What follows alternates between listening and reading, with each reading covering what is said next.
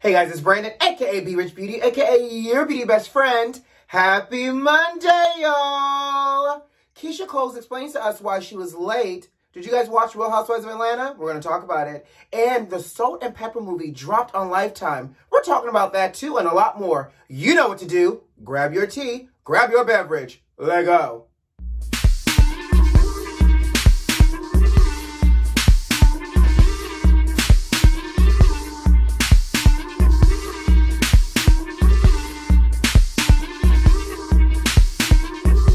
Have a good weekend. I had a great weekend. Didn't do much. Did a little happy hour on Friday, a little dinner on Saturday, and stayed home on Sunday. Did not do much, and it felt good not to do much either. What did you guys do for the weekend? So let's talk politics really quickly. And you know, I will say this, disclaimer, y'all know your beauty best friend is not a political commentator. But what I do know is what right is right and wrong is wrong. And when we see certain things that are happening, it makes you pause. And I need to talk about it. And who better to talk about it with but my beauty besties? All right, guys. So according to the Washington Post, right? The Washington Post is saying that federal law enforcement are having private conversations about whether or not they want to charge about 800 outstanding people that were the terrorists that rioted and invaded our Capitol almost 3 weeks ago now, right? And they're saying that they're talking about whether or not the DOJ and the FBI are discussing whether or not they want to proceed after these people. And do you know why? I'm so glad you asked, beauty besties. Because they do not want to overwhelm the court system in D.C. Is that how law works? Is that how, this is how America works. Because y'all know there's two Americas, right? And for my all non-black and people of color beauty besties, we're having a real conversation today. There's really two Americas. And we're starting to see it play out more and more. We already saw it play out when these Capitol terrorists were able to storm our Capitol and walk away alive, right? Catch it. But now they're not wanting to overwhelm the courthouse. You literally arrested peaceful protesters for the Black Lives Matter protest over the summer of last year. And these people, first of all, this was a deadly riot on top of that. Second of all, these people willfully, gleefully, joyfully stole federal property, stole mail, which is a federal crime, broke down windows, broke into people's offices, and walked out with souvenirs. Baby, this is not Disney World or Epcot. We don't get a chance to go to the Capitol and walk out with stolen souvenirs and brag about it and get away with it. But this America is literally saying we don't want to overwhelm the D.C. courthouse. So should we or should we not continue to go after these people? By the way, that means that 800 people, about 800 people, would potentially get away with, and where's Annalise Keating? It's not even, would potentially get away with murder because people died that day. They'll potentially be getting away with murder. And you know what?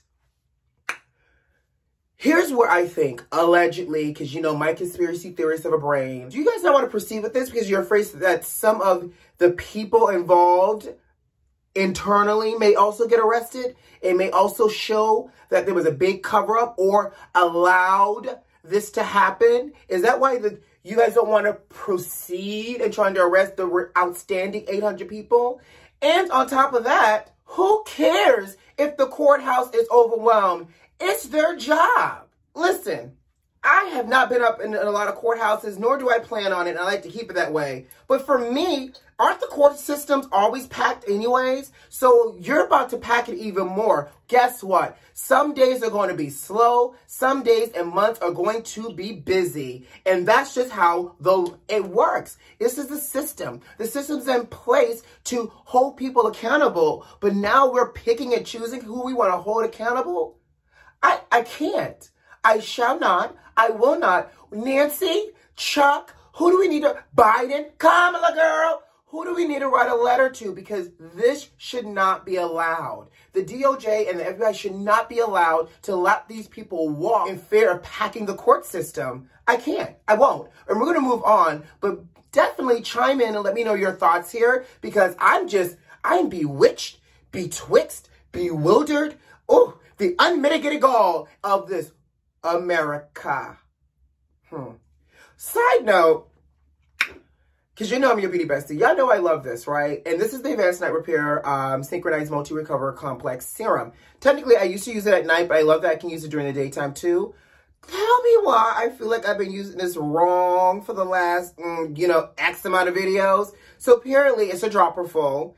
And in your hand, I'm going to walk y'all through this because I learned this last week from a colleague and a friend of mine. I was like, oh, I've been using this wrong. I wanted to share with you all in case y'all got the same product, right? Dropper full, palm of your hand, warm it up, and you're supposed to go in a heart-shaped motion starting in your forehead down to your jaw, right? And then through your center in a heart motion down to your jaw as well. And anything that's left over, you want to take it into the neck. Baby, this has totally changed my game. Down to my jaw, center, down to my jaw, and the neck. I'm here for it.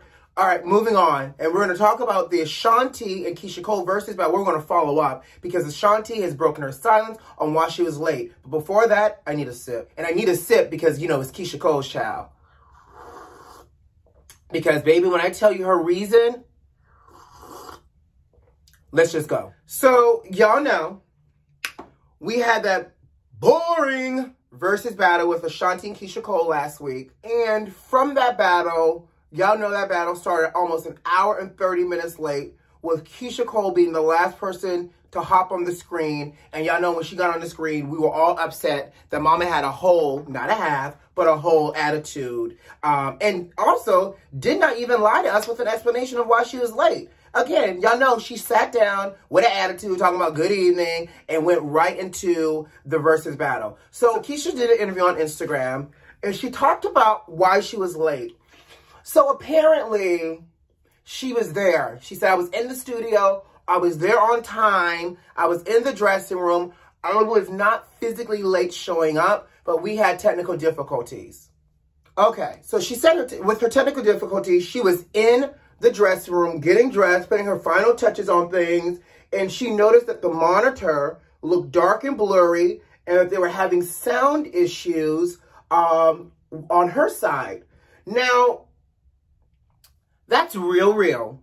Technology is real. Obviously, they weren't together, so technology was a huge factor with the success of something like this because who wants a Teddy Riley moment? Teddy Riley will always be known for his horrible technology, child. Sorry, Teddy. So she said, you know what? I did not go on. I did not want to go on until they got this fixed because she also said I was trying to avoid a Teddy Riley situation. She also went on to say that OT Genesis, I guess he's a rapper. I had never seen hide nor hair of him until that versus battle. She said that OT Genesis encouraged her not to go on until her stuff was fixed. Well, I hope, girl, you appreciated OT Genesis' advice because you had the internet and all 1.8 million people that tuned in, 1.2, 1.8, it varies, that tuned in mad because you was an hour and 20 minutes late. And nobody said anything. And that's the thing.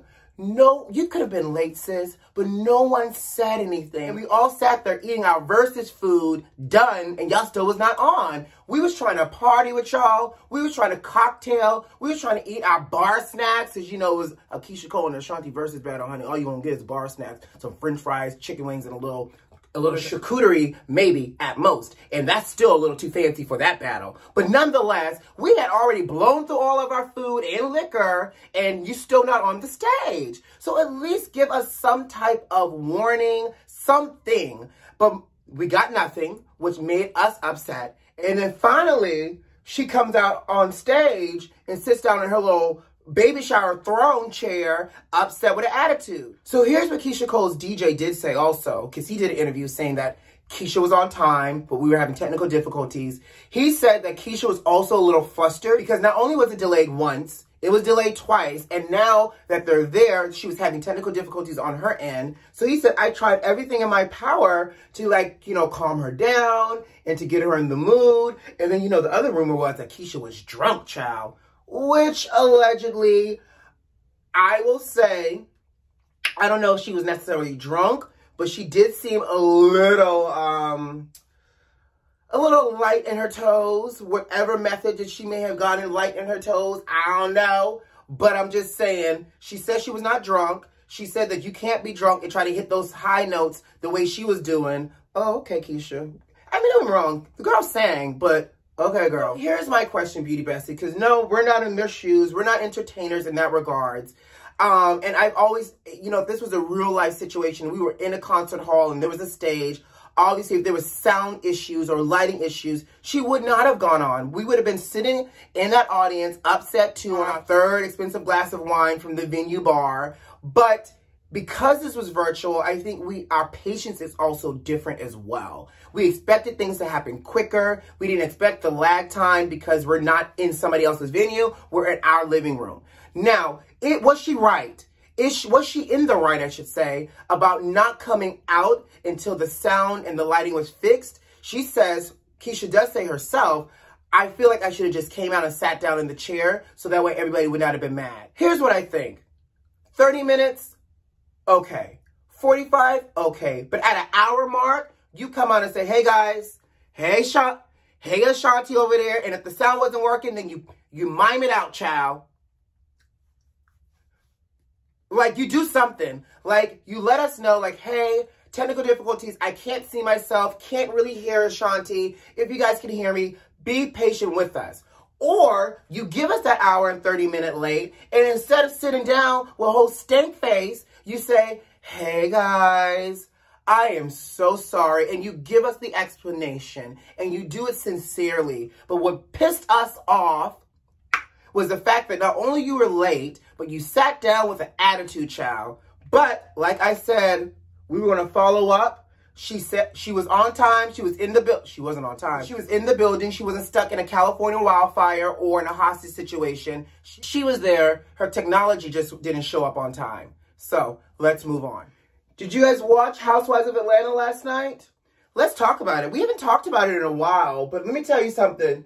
This season, so far, has proved to be COVID boring. I don't know if it's just me, but the fact that we're stirring up drama over Drew's wig as a storyline feels like we're grasping for straws. And I get it, it's COVID, there's certain things that you can't do, but this is all the drama we get so far. So here's the backstory over Drew's wig.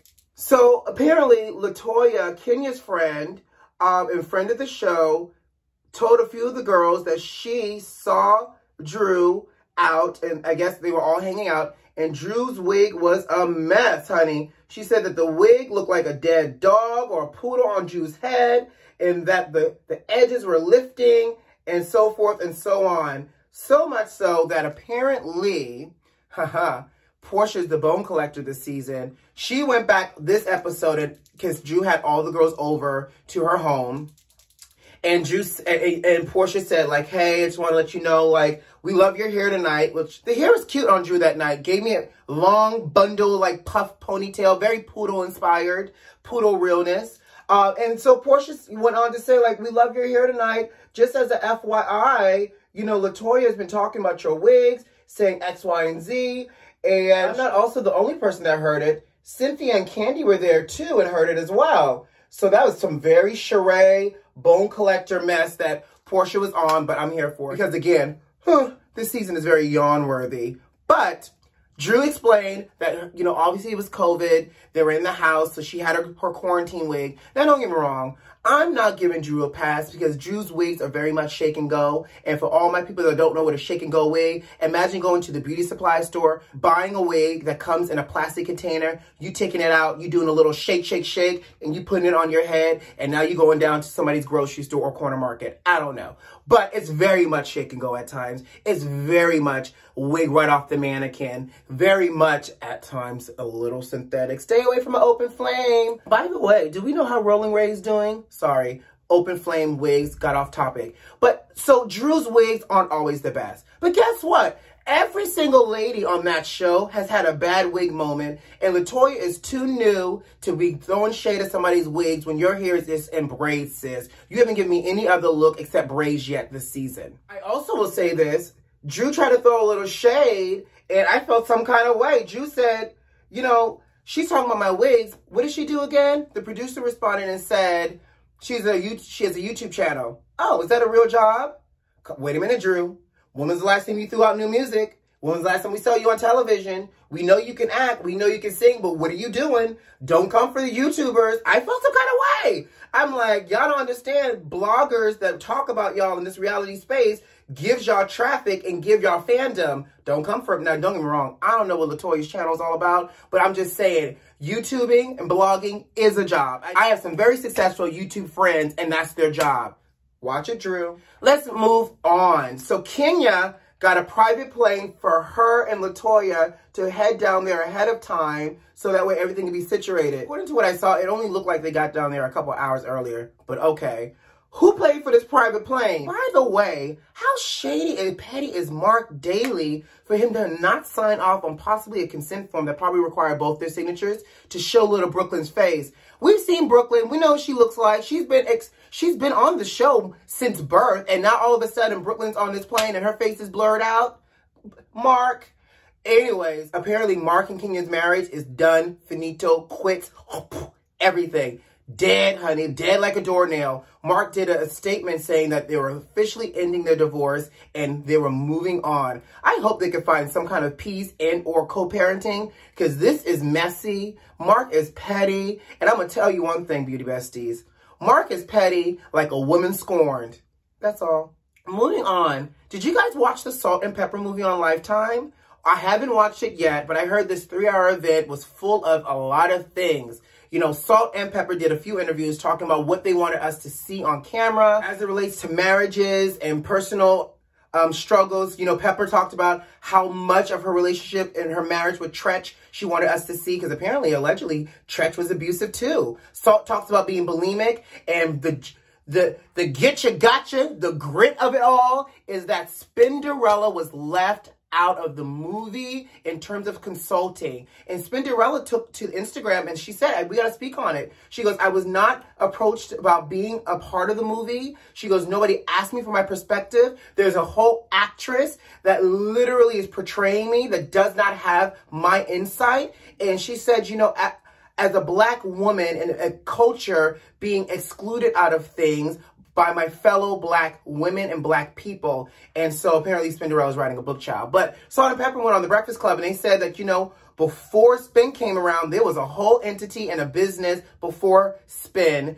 and that they tried to do things that were going to be in a satisfying way with everybody involved, and that they could not basically come up with a compromise or a satisfaction for portrayal that met Spinderella's approval. Who knows?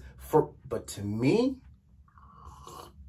it sounds like Salt-N-PEPA didn't want to split that movie check 3 ways. And also, mind you now, this is going to show my age, but wasn't Salt-N-PEPA their most successful once Spinderella was a part of the group? Like, was Salt-N-PEPA really those girls before Spinderella? Like, y'all may have been together in high school. Y'all may have had a bop or two. Y'all may have had the LLC formed under the Salt-N-PEPA name. But were y'all really the bop until Spinderella came along? So, like, if that's the case, like, give that girl her flowers. Give that girl her money. Like, sis, none of y'all are really working anyways. So don't be jealous. Don't be greedy. And really share the love. So I'm going to still watch the movie. I still think 3 hours is a little long for a Salt-N-PEPA movie. But, hey, let's see what I have to do on, you know, Friday night. But in the meantime, I got to go. You know what to do. Subscribe to the channel if you like this video if you like, and leave me a comment. Most importantly, are those notifications turned on? I hope so. Who loves you? I do. See you on Wednesday, guys. Bye.